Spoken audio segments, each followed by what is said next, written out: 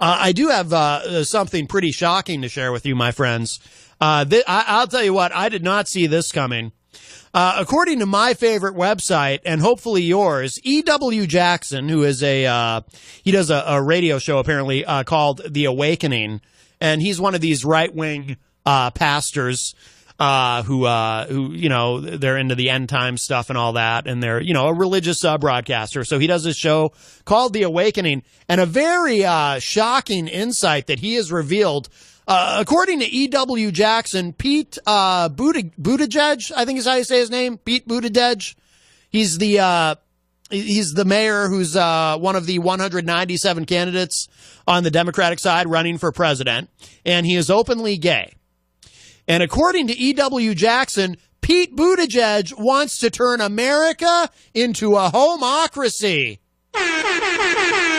My goodness, this is shocking. I had no idea. This must be that gay militant agenda that I've heard so much about, where they're trying to turn us all gay. I'm a little skeptical of that myself because I don't think it actually works that way. But let's hear E.W. Jackson out. I'll play the audio for you.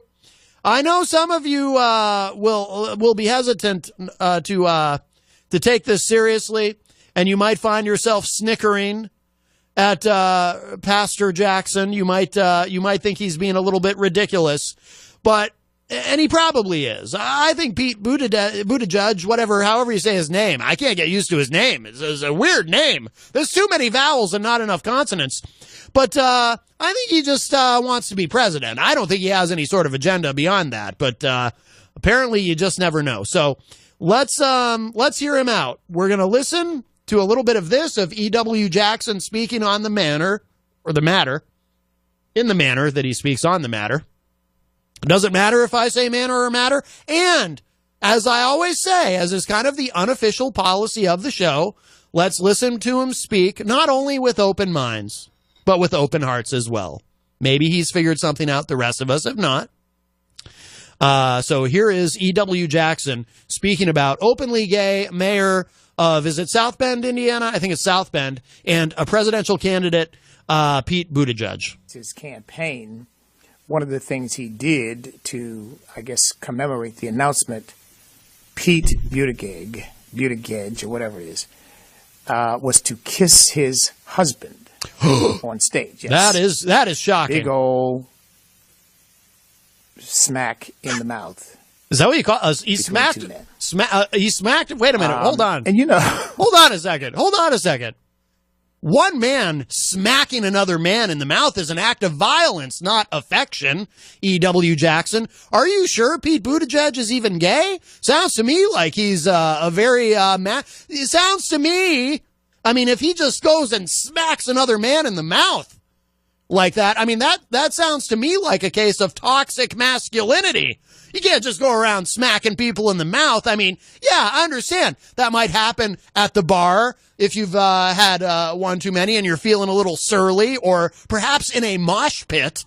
But, after making an announcement of your candidacy, if you're just smacking people in the mouth, I mean, that's, I don't think that's, I don't take that quite the way you do, Reverend Jackson or Pastor Jackson or whatever it is we're supposed to call you, Father Jackson. I don't know. If we get a call today from, Father Bruno Sarducci, I can ask him how exactly I should address E.W. Jackson.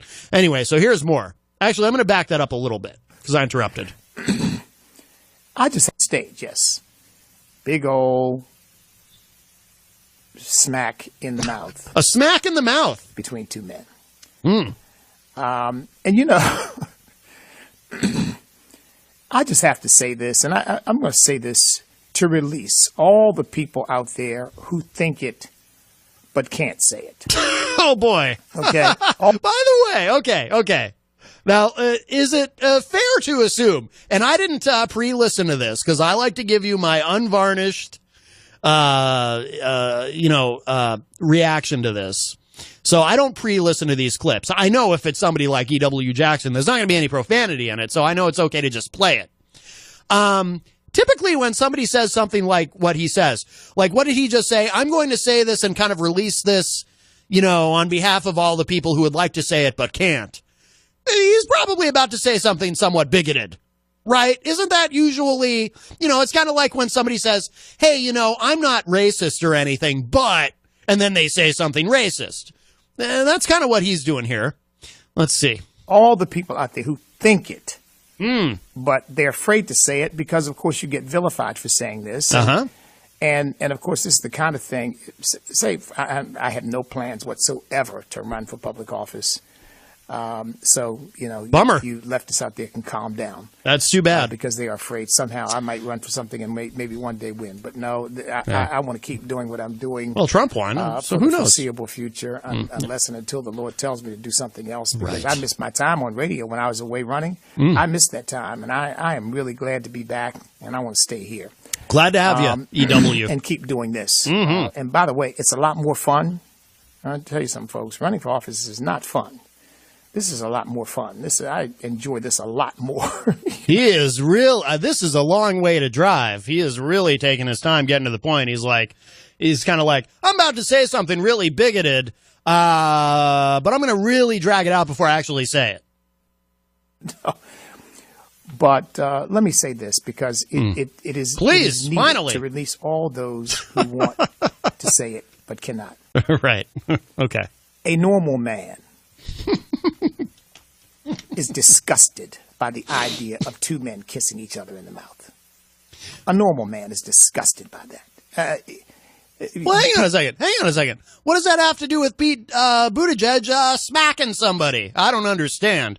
I mean, hey, I think The Sopranos is the greatest show in the history of television. That's my personal opinion. But when Tony Soprano gave somebody a good smack in the face, I didn't think about two men kissing. What's with this guy, E.W. Jackson? He's confused. People can try to be politically correct all they want, but a normal man is disgusted by it because it is not. Actually, I think a normal man who is confident in himself and his masculinity, not toxic masculinity, but just plain good old heterosexual masculinity, is not bothered by it. Because if you're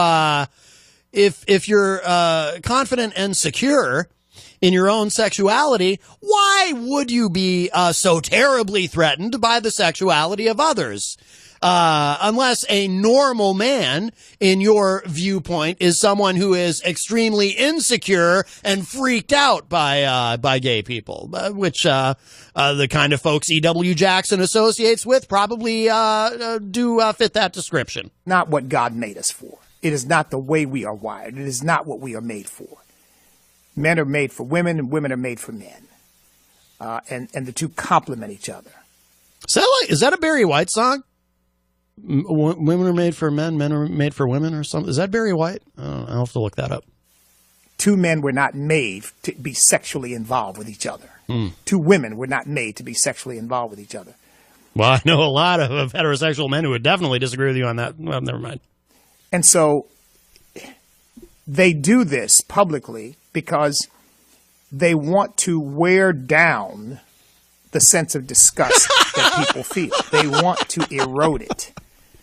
In fact, that was one of the big strategies that they came up with after their big riot in New York at some nightclub where the police came to try to shut things down because there were complaints and whatnot, and they had a great big riot and fought the police and rebelled and all that. And one of the strategies. I have no idea what he's talking about, by the way. I don't know if any of you know what he's talking about. I don't feel like looking it up, but I have no idea what he's this thing he's describing with the nightclub in New York. Did I miss something? There was a big riot. They came up with coming out of that was that you have to wear down the sensibility of people by constantly throwing homosexuality in their face. just keep it before them, so that they just basically just give up. Look, man. I don't know. I've never particularly felt like anything's being thrown in my face. I don't think that accepting people for who they are, accepting that not everyone in the world is exactly like me, accepting that everyone's different, everyone kind of has their own thing. Some people like cake, some people like ice cream, some people like both, whatever it is. I don't feel like accepting that and being fine with it and not being freaked out and not being so horribly insecure in who I am that I'm upset by who other people are if who other people are is different from who I am. I don't feel like that's the same thing as having anything thrown in my face. I don't think that believing that everyone should have the same rights and be treated with the same respect, etc., etc., I don't feel like that's the same thing as having something thrown in my face. I don't feel like people like this guy, by the way, get particularly riled up when they see something like a gay pride parade and they go, oh, look, they're throwing it in our faces. No, they're not. They're having a parade. You don't have to go. And by the way, if you don't go, you're not getting anything thrown in your face. Because you don't have to participate. And no one's forcing you to. Right? Guess what? I'm not going either. Because, that's not my thing. But if that's what they want to do, great. What do I care? I'm fine with it. I don't like parades in general. Even when I was a kid, I find parades painfully boring. Actually, a gay pride parade would probably be a lot more interesting than a typical parade with like a float of a Walt Disney character or something that I just personally don't give a crap about. A gay pride parade might actually be more interesting.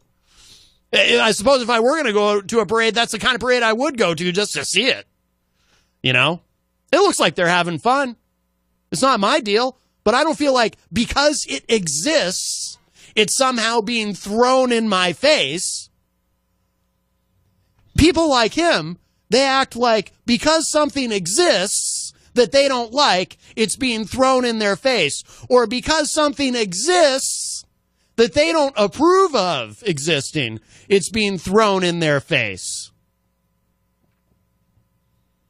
And if they're not actively condemning it, then it's being thrown in their face.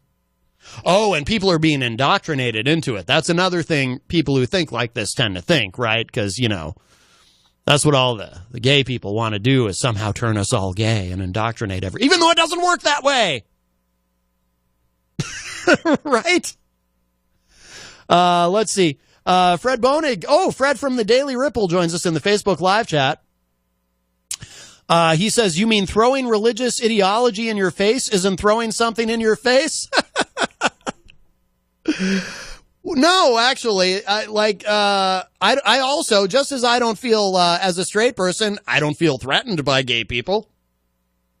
As someone who's agnostic, I don't feel threatened by, someone who's religious. I don't care. You do you. What would that be? Unisexual? How would that? I'm kidding. I don't know if that. Anyway, that was a very bad. I don't know why I even went for that joke. That was really bad. Anyway, and I don't mean bad as in naughty. I just mean bad as in lame.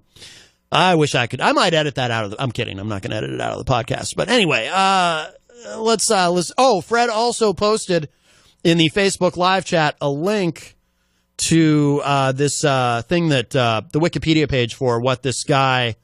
This E.W. Jackson, the pastor E.W. Jackson is talking about the Stonewall riots. Just to get an idea quick, I'm not going to read the whole article, obviously, but it says the Stonewall riots were a series of spontaneous violent demonstrations by members of the LGBT community against a police raid that took place in the early morning hours of June 28th, 1969 at the Stonewall Inn in the Greenwich Village neighborhood of Manhattan, New York City. They are widely considered to constitute the most important event leading to the gay liberation movement and the modern fight for LGBT rights in the United States. Well, it's interesting that E.W. Jackson had to go all the way back to 1969 to find an example of how gay people are so threatening. Maybe it's because, as it says here in this Wikipedia article, that this is considered the most important event leading to the gay liberation movement. So according to E.W. Jackson's ideology, this was the beginning. this was the beginning of gay people wanting to be treated like human beings worthy of the rights of normal people. That's probably why he went to that. I'm saying, well, yeah, it is what it is. I don't even want to see that. I really don't. I mean, it's disgusting. Don't look at it, dude. And all Solve the men your problem. in America, all the normal men in America. Seriously, don't look at, who's forcing you to see that if you're so upset by it? Who's forcing you? Are you hanging out at Pete Buttigieg rallies? Are you going to tell me that you were a big fan of Pete Buttigieg or Buttigieg? I've heard his name said 10 different ways. Are you telling me that you're a big fan of his and that you were supporting him and you were going to his rallies, but then this freaked you out and that's why you keep having to have this thrown in your face? You don't have to look. You don't have to see it if you don't want to see it. See, he's being dishonest when he says that. When he says, I don't want to see it, it upsets me to see it. I mean, he's being disingenuous is what I should say. I mean, he's telling the truth. He doesn't want to see it. I'm sure. I have no doubt that he's legitimately freaked out. But he's being disingenuous because he knows damn well you don't have to see it if you don't want to see it. I mean, you kind of have to go out of your way to see that, right?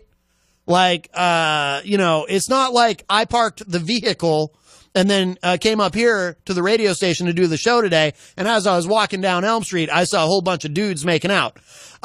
Believe it or not, I'm pretty sure I've gone years, perhaps decades of my life without even seeing that at all.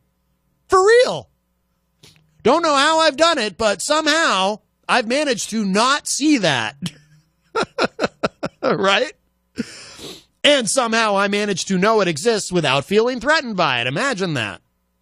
Anyway. No, it's true. They know it's true. But see, you just can't say that anymore because, oh my goodness, that's bigoted. That's hateful. It's just the truth. No, you can say it. Actually, you have a First Amendment right to say it. But, your First Amendment doesn't guarantee you the right to not face consequences for the bigoted things you say if other people find them to be bigoted. Sorry, but you can say whatever you want, dude.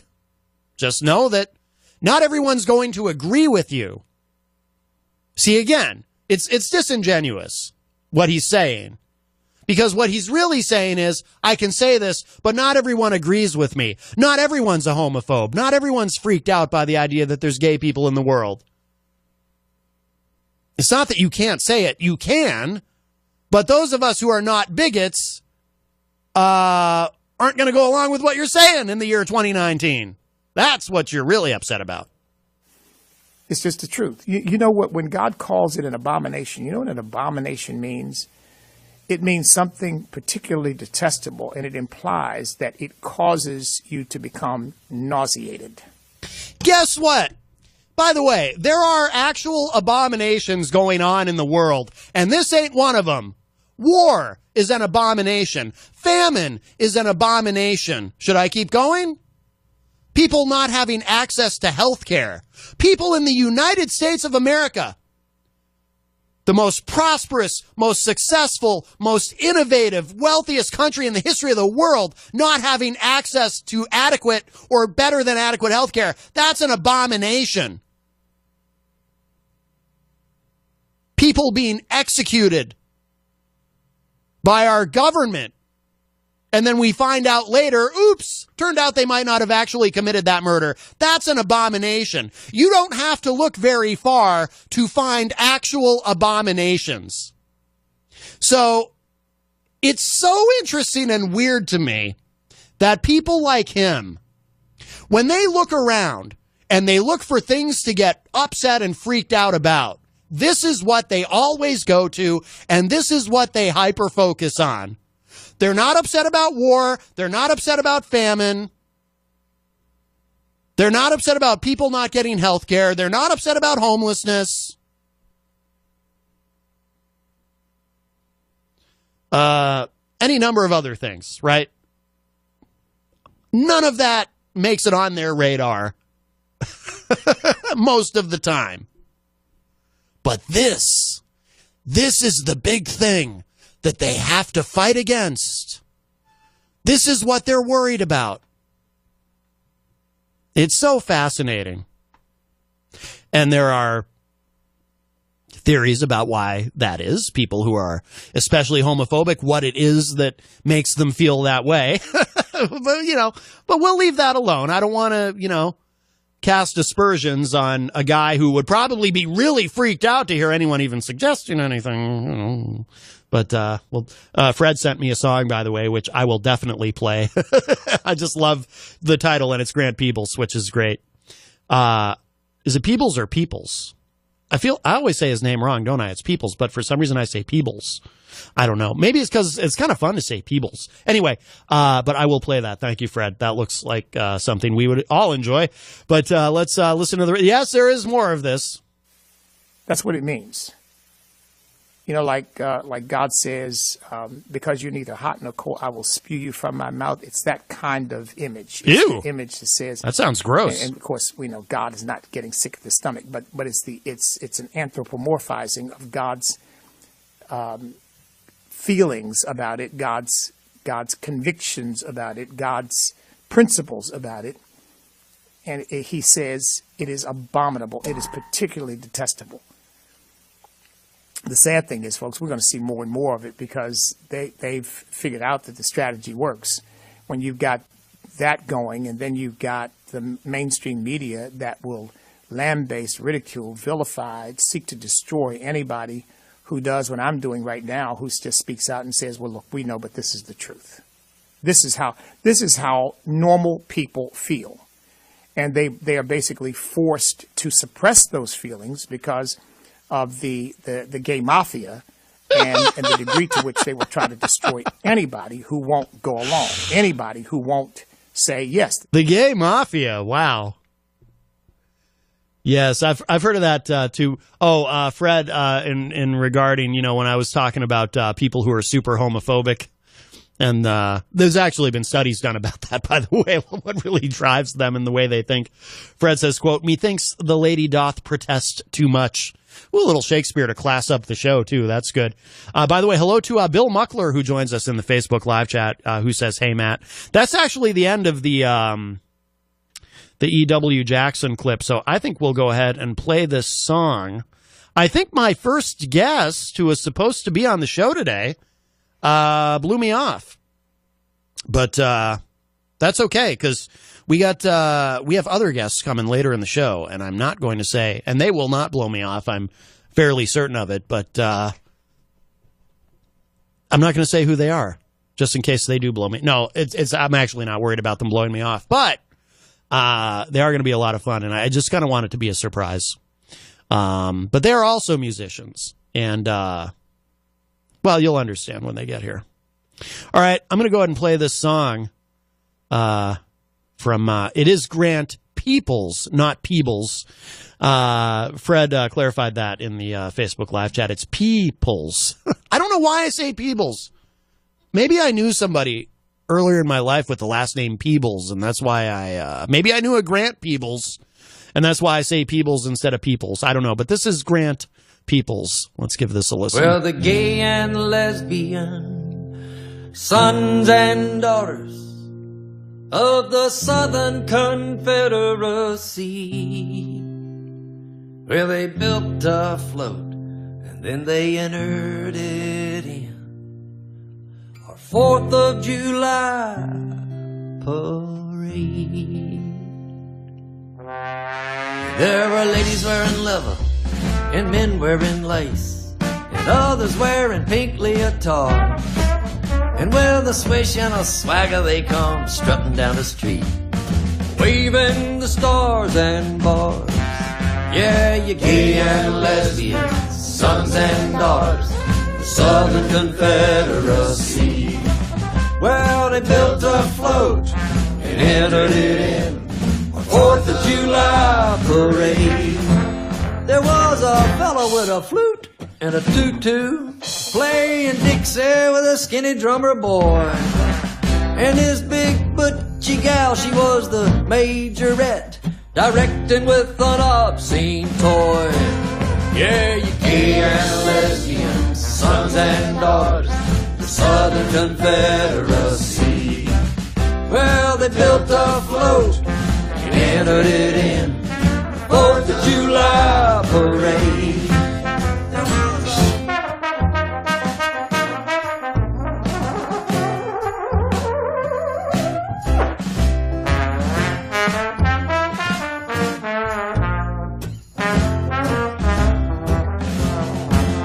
Well, the float had a poster of old Stonewall Jackson and another of Truman Capote. And there was Billie Jean King and old Elton John. But the biggest was a Robert E. Lee.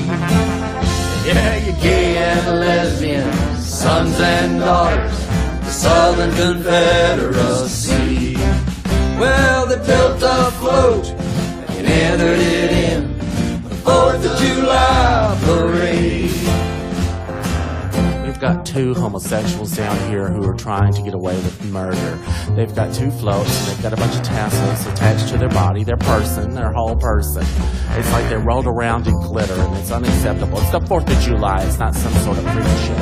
Was it a finger in the eye of old Uncle Sam to wave the rebel flag on Independence Day?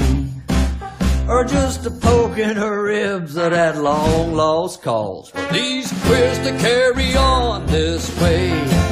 Yeah, you gay and lesbian, sons and daughters, the Southern Confederacy. Well, they built a float and entered it in the 4th of July parade.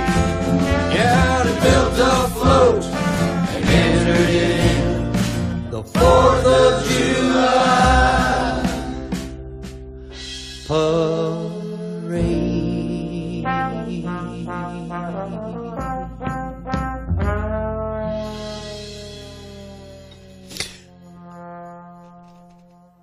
Oh, I love it. That is Grant Peebles. That is awesome. Thank you so much, Fred. Fred always sends great stuff for the show. Fred Bonig from the Daily Ripple.